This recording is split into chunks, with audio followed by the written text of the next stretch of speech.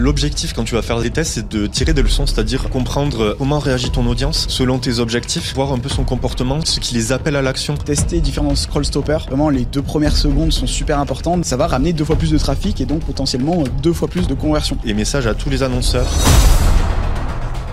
Pinterest, c'est un moteur de recherche visuelle où les créas sont le nerf de la guerre. Donc dans cette vidéo, je vais vous partager comment faire et quels sont les types de créas qui performent le mieux pour avoir le maximum de retour sur investissement afin d'atteindre vos objectifs. Donc je suis là en compagnie d'Alexandre. Alexandre, je vais te laisser te présenter pour les personnes qui ne te connaissent pas, même si tu as fait différents passages sur les précédentes vidéos. En tout cas, ravi de t'avoir aujourd'hui. Merci, ravi aussi. Donc bonjour à tous, moi c'est Alexandre, ça fait 2 ans et demi que je travaille chez Pinterest SMB, je suis Executive Agency Partner Manager. C'est un grand nom, tout ça pour dire que j'accompagne principalement les agences indés et leurs annonceurs pour se développer et atteindre leurs objectifs sur Pinterest. Et voilà, j'ai l'honneur de collaborer avec Luc et l'ensemble des équipes de Pinats depuis un peu plus d'1 an maintenant. Ouais, et Alexandre, vous allez voir, il est vraiment top. Et derrière, ce qu'on va vraiment vous partager dans cette vidéo, c'est notre retour d'expérience aussi sur dans toutes les niches et thématiques différentes, parce qu'il y a différents types de créas qui sont présentes sur Pinterest. Mais je pense qu'on va démarrer sur vraiment présenter les différents types de créas pour derrière avoir déjà un aperçu avec une bonne vision macro. Et après, on va aller un peu plus en détail dans ces créas-là. Ouais, tout à fait. Alors déjà, comme tu l'as bien expliqué, on a un moteur de recherche de découverte visuelle.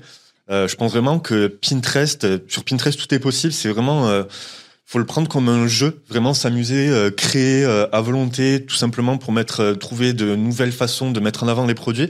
Donc pour ça, il y a une variété de produits incroyables en termes de format. Il va y avoir les épingles statiques, c'est-à-dire une créa verticale toute simple. Ça, c'est la majorité des épingles finalement. Exactement. Ouais. Majorité. Et même de base Pinterest, si j'ai pas sauf erreur de ma part, mais il y avait que des créas statiques au tout démarrage. Et après, la vidéo est arrivée. C'est vraiment ça s'est créé comme ça. Donc oui, comme tu l'as dit, tout l'aspect de vidéo qui a quand même eu un gros boom de manière générale sur Internet. Nous, on a énormément aussi les taux de vidéo sont en très grosse croissance aussi sur la plateforme. Donc il faut savoir qu'on a 2 types de vidéos. Tu vas avoir la vidéo standard et ce qu'on appelle la vidéo largeur maximale, c'est-à-dire vraiment qui va te prendre toute la largeur de l'écran. Ensuite, tu vas avoir la partie de carrousel, donc qui te permet de mettre en avant jusqu'à 5 images que tu vas pouvoir faire défiler en tant qu'usager. Tu vas avoir toute la partie shopping, collection et épingle d'idées. C'est ça, ouais. Et les épingles d'idées, c'est un format qui est assez plein écran, mine de rien. Pareil, là-dessus, on peut faire soit du statique, soit de la vidéo, et c'est souvent même des slides où en fait on montre des différentes étapes, étape 1, étape 2, étape 3. Et c'est un format qui performe bien, aussi bien en organique qu'en publicité. Donc par rapport à ça, c'est un format qui est top. Et de manière générale, qu'est-ce que tu remarques au niveau des annonceurs en termes de performance? Bon, c'est peut-être varié, mais pour quelle thématique, justement, tu préfères un format plus statique comparé à de la vidéo? Est-ce que tu A/B testes à chaque fois différents formats? Comment ça se passe et quelles sont tes recommandations par rapport à ça? Moi, je te dirais déjà d'A/B test dans le sens où faire des tests au maximum, parce que l'objectif quand tu vas faire des tests, c'est de tirer des leçons, c'est-à-dire un peu comprendre comment réagit ton audience selon tes objectifs. Voir un peu son comportement, ce qui les appelle à l'action. C'est-à-dire, soit ça va être ton contenu en soi, ça va être ton format, ton ciblage, ça va être vraiment un regroupement de l'ensemble qui va te permettre de comprendre un peu le mindset de tes usagers, quelles sont ses attentes selon les intérêts, les mots-clés que tu vas choisir, comment mettre en avant ton produit pour ensuite justement tirer des leçons et pouvoir adapter, optimiser ta stratégie de campagne et ensuite atteindre justement tes objectifs comme tu le disais si bien. Exactement. Et souvent, une grosse erreur que je vois, c'est que nous, on arrive devant nos clients, ils ont des créas qui fonctionnent bien sur Meta, même sur TikTok.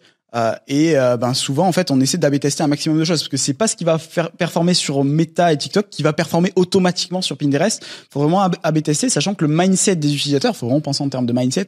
Les personnes sur Pinterest sont en phase d'inspiration, faut les inspirer, donc créer des créas plus inspirationnelles, du statique qui va les inspirer, ou de la vidéo vraiment en plus format inspirationnel. Ce qu'il faut comprendre également et ce qui est important, c'est que sur TikTok, sur Instagram, le son il est quand même lancé la majorité du temps. Sur Pinterest, c'est beaucoup moins le cas. Donc, si vous faites des créas type UGC, faut penser à mettre au minimum les sous-titres afin que les personnes puissent vraiment consommer le contenu de leur côté. Donc ça, c'est un point vraiment important. Ouais. Tout à fait. Et puis pour revenir sur tout ce qui était justement créa qui fonctionne bien sur d'autres plateformes, etc. Format carré, évitez s'il vous plaît, tout simplement parce que imaginez bien, on est quand même sur du mobile first aussi. Mélanger le contenu qui va être sur la verticale en termes de rendu, surtout qu'on fait un focus sur le produit. Un format carré va faire vraiment une taille de produit qui est diminuée. La taille du logo, imaginez bien, l'objectif c'est quand même que la marque de chaque annonceur reste en top of mind. Donc vraiment un bon format vertical, surtout que sinon la diffusion sera aussi pénalisée. Donc vraiment bien faire un aparté dessus. Et s'il vous plaît, et message à tous les annonceurs, ne me faites pas de créa sur fond blanc. on est quand même au moteur de recherche de découverte visuelle, créer une atmosphère tout autour du produit. Ouais, tout ce qui est inspirationnel, en fait, va toujours mieux performer. Et ce qui est important sur le format plus vidéo aussi, c'est de tester différents scroll stoppers. Vraiment, les 2 premières secondes sont super importantes. On fait beaucoup d'A/B tests par rapport à ça. Tester différentes versions, différents hooks. Et ça fait vraiment une grosse différence. Parce qu'une créa, mine de rien, où on arrive à doubler les CTR, les taux de clic, ça va ramener 2 fois plus de trafic et donc potentiellement 2 fois plus de conversion. Après, il faut vraiment voir la corrélation parce que des fois, on a des créas qui ont des très gros taux de clic, mais derrière très peu de conversion. Donc, si on est vraiment sur du bas de funnel, amener des conversions, etc., faut pas non plus se fier qu'à ça. Mais ce qu'il faut, c'est des créas aussi qui permettent à l'utilisateur de se visualiser. Vu qu'on est dans ce mindset d'inspiration, les personnes cherchent à améliorer leur quotidien. Il faut que les personnes se visualisent pour derrière montrer le produit de A à Z, pour leur permettre de se visualiser et ainsi acheter le produit. Et derrière qu'ils puissent justement avoir un aperçu de qu'est-ce que ça donnerait en taille réelle de leur côté une fois le produit en leur possession. Ouais, tout à fait. Surtout que je sais que beaucoup, pour la plupart du temps, au sein de ton agence, tu travailles beaucoup sur des campagnes de performance, etc. Et comme tu as pu le voir aussi sur toute la partie shopping, en fait, tu as bien vu que en parlant de top scroller, tu vas avoir par exemple tout ce qui est le format collection, où tu vas avoir la possibilité d'insérer des vidéos. On a une nouvelle fonctionnalité vidéo shopping aussi exactement qui va te permettre de mettre en avant tes produits en faisant quelque chose de plus imagé, hein, comme on lui disait, l'essor de la vidéo. Et en parallèle, tu vas aussi avoir le format diaporama. C'est-à-dire qu'imaginons que tu n'as pas forcément de créa adapté pour mettre en avant ta collection. Ce qu'on va pouvoir faire, c'est à partir du groupe de produits qui a été sélectionné au sein de ton catalogue, on va tout simplement mettre en avant les premiers produits de ta liste de produits, tout simplement pour faire le showcase de l'ensemble des produits que tu mets en avant sur cette collection-là. Et en même temps, vu que tu proposes plusieurs produits au sein même d'une épingle, ça te permet d'augmenter la taille de ton panier moyen et donc de faire de meilleures ventes, un meilleur ROAS, etc. Et après, pour parler des bonnes pratiques, même de manière générale, ce qui est important, c'est vraiment d'ajouter le logo, headline, bouton d'appel à l'action, mais d'A/B tester ça encore parce que mine de rien, nous on a des fois des créas toutes simples qui performent super bien et derrière d'A/B tester, des fois c'est vraiment, ça prend pas énormément de temps et c'est vraiment la clé pour derrière pouvoir monter sur des niveaux de dépenses qui sont plus importants. Parce que si vous êtes trop bridé au niveau des créas et que derrière Pinterest c'est un moteur de recherche visuel, derrière ça va être compliqué de monter sur des dépenses supérieures à 200, 300 euros par jour si vous êtes seulement sur 4, 8 créas. Et après, ce qui est bien sur Pinterest, ce que j'aime bien avec cette plateforme aussi, c'est que quand il y a une créa qui performe, elle peut performer pendant des mois et des mois. L'épuisement publicitaire, mine de rien, je sais pas ce que tu as pu remarquer, mais nous, on voit que quand il y a une créa qui performe bien, elle peut tourner pendant 8, 10 mois sans problème, quoi. C'est sûr, tout ce qu'on appelle la lifetime value d'une épingle, c'est-à-dire que ton épingle, tu vas avoir 2 stratégies. Soit ce que tu vas pouvoir faire, c'est publier tes épingles de manière organique, et ensuite ce que tu vas pouvoir faire, c'est les réutiliser pour les insérer au sein des campagnes, c'est-à-dire que tu as déjà ton épingle qui fonctionne sur la partie organique, mais derrière, tu vas la booster pour justement améliorer sa visibilité sur une audience choisie, donc que ça soit démographique, intérêt, peu importe. Ou ce que tu vas pouvoir faire, c'est créer des tableaux secrets. C'est tout simplement, en fait, c'est mettre en avant, imaginons, t'es sur une période de solde, tu sais que t'as pas envie que cette épingle reste sur ton profil, ou tout simplement t'as un look and feel sur ton profil que t'as pas envie de casser. Donc tu vas pouvoir créer des tableaux secrets, ce qui fait qu'en fait tes épingles, tu vas pouvoir les utiliser au sein de tes campagnes sans que ça soit répercuté pour autant sur ton feed.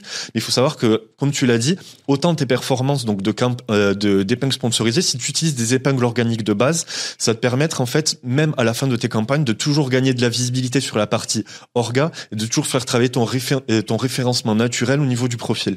C'est ça exactement. Et nous, ça nous est arrivé, on coupe des campagnes publicitaires et ça continue en organique à se diffuser et même générer des ventes. Donc ça, c'est quelque chose à pas oublier, c'est que vraiment il y a ce combo organique publicitaire qui travaille super bien ensemble sur la plateforme. Et après, est-ce que tu pourrais nous en dire plus sur les emplacements, typiquement où se situe tel ou tel type de format et comment ça se passe pour les utilisateurs pour vraiment, parce que moi j'aime bien vraiment souligner un point, c'est que c'est super important de vraiment bien comprendre la plateforme avant de s'y lancer, parce qu'en tant qu'annonceur, juste prendre des créas de méta et les mettre sur Pinterest, des fois ça performe pas. Donc il faut vraiment se plonger dans le mindset des utilisateurs. Nous chez Pinterest, on a une règle, chaque membre de l'équipe doit passer au moins 1 heure à scroller Pinterest par semaine, juste pour être dans le bon mindset et lancer les bonnes créas et aussi faire une veille concurrentielle au passage. C'est super important de ne serait-ce que juste bloquer 30 minutes avant de faire le paramétrage des campagnes ou de penser justement à créer différentes créatives. C'est super important parce que derrière, il faut vraiment que ça matche entre la plateforme, ce que les utilisateurs vont voir. Mais est-ce que tu pourrais nous en dire plus justement sur ce parcours utilisateur et où sont placées les différentes annonces? Oui, je pense que c'est très important de comprendre, tout simplement en termes de stratégie. Déjà comprendre un peu l'expérience usagée.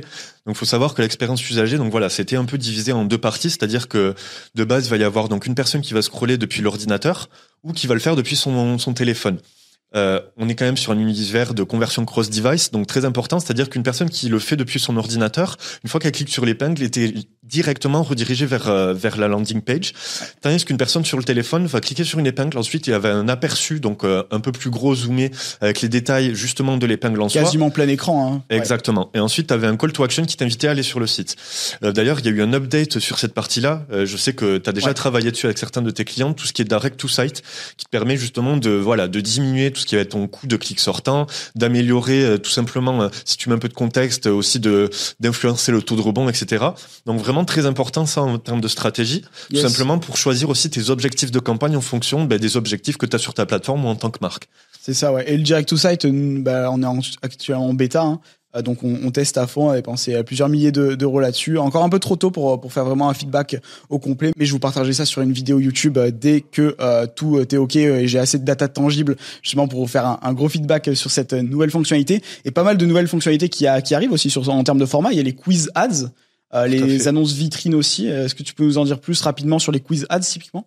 Oui, par exemple les quiz ads. Alors tu vas avoir typiquement 3 questions qui va te permettre tout simplement de te faire une sorte de persona d'usager. Comme ça, en fait, en tant qu'annonceur, en quoi c'est important? Générer du trafic qualifié tout simplement et des acheteurs. C'est-à-dire qu'en fait, tu vas pouvoir proposer en fonction des réponses des questions des possibilités, 3 options de landing page différentes qui vont te proposer et que tu vas pouvoir faire donc découvrir des typologies de produits en fonction des réponses aux questions. Donc imaginons tu es dans la food, tu vas proposer des produits qui vont être vegan, des produits qui vont être éco-responsables, d'autres peut-être sans gluten, pardon. Et en fait, ce qui va te permettre, en fonction des réponses, justement, de les rediriger sur les landing pages en question, de leur faire découvrir soit tes gammes de produits ou de les faire directement passer à l'achat. Exactement. Et ça, c'est vraiment des fonctionnalités qui arrivent parce que la vision de Pinterest, c'est vraiment de pousser à fond aussi toute cette expérience utilisateur pour que ce soit vraiment optimisé au global et même toutes ces notions aussi de shopping. Pas hésiter à vraiment utiliser la fonctionnalité shopping parce que les retours sur investissement sont dingues là-dessus. Donc voilà, et le but c'est de tester, comme on l'a dit vraiment, et faire pas mal d'A/B tests au démarrage en termes de créa statique, créa vidéo, tester différents scroll stoppers, certaines créas assez inspirationnelles, certaines un peu plus directes avant-après. Même si l'avant-après, il faut faire attention, c'est pas quelque chose qui est vraiment, il faut vraiment l'éviter sur Pinterest. C'est une plateforme où on va plus essayer finalement d'expliquer, de montrer le fonctionnement des produits. C'est plus important de tourner les choses comme ça, mais faire beaucoup d'A/B tests en se basant déjà sur ce qui fonctionne bien de votre côté sur les autres plateformes, c'est bien. Mais après, il faut pousser la chose avec du contenu qui est propre à Pinterest dans la mesure du possible. Je sais qu'en termes de création de contenu, etc., ça peut être difficile parfois, mais derrière, c'est vraiment ça qui fait une différence. Pour monter sur des petits budgets, 50, 100 euros par jour, pas trop de soucis, mais dès que vous voulez passer au niveau supérieur, cette partie créative, elle est ultra importante et ça va vous brider tôt ou tard. Oui, très bien. D'ailleurs, pour faire un point aussi sur donc le placement des annonces, faut savoir donc il y a deux principaux placements. Donc tu vas avoir la possibilité de voir tes annonces sur ce qu'on appelle la page d'accueil, qui inclut aussi toute la partie de recherche, donc centre d'intérêt mots-clés. Et en parallèle, tu vas aussi ce qu'on appelle donc les épingles similaires. Donc en fait, c'est vraiment travailler sur la personnalisation de contenu, donc vraiment aider les personnes, les usagers à découvrir ce qu'elles aiment vraiment à travers d'un contenu personnalisé. Et ce clic d'épingle et ces épingles similaires va permettre à la fois donc de leur proposer du contenu justement qui correspond à leur projet, donc leur apporter une solution, et en parallèle ça va aussi permettre au niveau interne et l'algorithme de manière générale à faire un mapping de cet usager-là pour justement définir un profil qui sera potentiellement intéressant en termes d'achat pour les annonceurs. Exactement. Et au-delà de cette partie créative pure, ce qu'il faut penser aussi, c'est bien travailler le titre et la description, parce que mine de rien, c'est vu aussi. La créa sur Pinterest, elle est vue à 80-90%, mais la partie texte, elle est importante avec un texte qui est souvent un peu plus inspirationnel. Faut vraiment penser à ça, parce que ça fait vraiment une bonne différence, vu que les personnes sont en phase d'inspiration, et après, A/B tester. Nous, je sais pas combien de créas on teste par jour dans l'agence, mais c'est assez impressionnant en termes de créative, et même nous, on est très humble par rapport à ça, parce que des fois, on pense vraiment qu'une créa va performer, mais après, il faut vraiment laisser parler la data et voir ce qu'il donne en termes de CTR d'une part, de coût par ajout au panier et de retour sur investissement in fine. Donc ça, c'est vraiment important de regarder ces métriques-là aussi. En termes de vidéo, on peut regarder aussi les métriques, les taux de vue typiquement. Est-ce qu'une vidéo peut être très attractive au démarrage, mais derrière il y a un gros drop, du coup faut corriger à ce niveau-là. Et le but c'est d'optimiser à chaque fois pour derrière avoir une bonne variété, nourrir l'algorithme de Pinterest qui va derrière bien le rendre avec des gros retours sur investissement. En tout cas, merci beaucoup Alexandre pour ton intervention et pour toutes ces insights. Sur cette chaîne YouTube, du coup, vous pouvez retrouver différentes vidéos et tutoriels au sujet de Pinterest Ads. Si vous voulez aller plus loin, je vous mets le lien de Pinterest Business pour créer un compte business de votre côté, et je vous mets également le lien de notre agence Pinads ainsi que de la méthode BPO et du programme de formation qu'on a pour vous accompagner de A à Z sur cette plateforme. Merci encore Alexandre, et on se retrouve dans les prochaines vidéos. Merci à toi, à bientôt. À bientôt.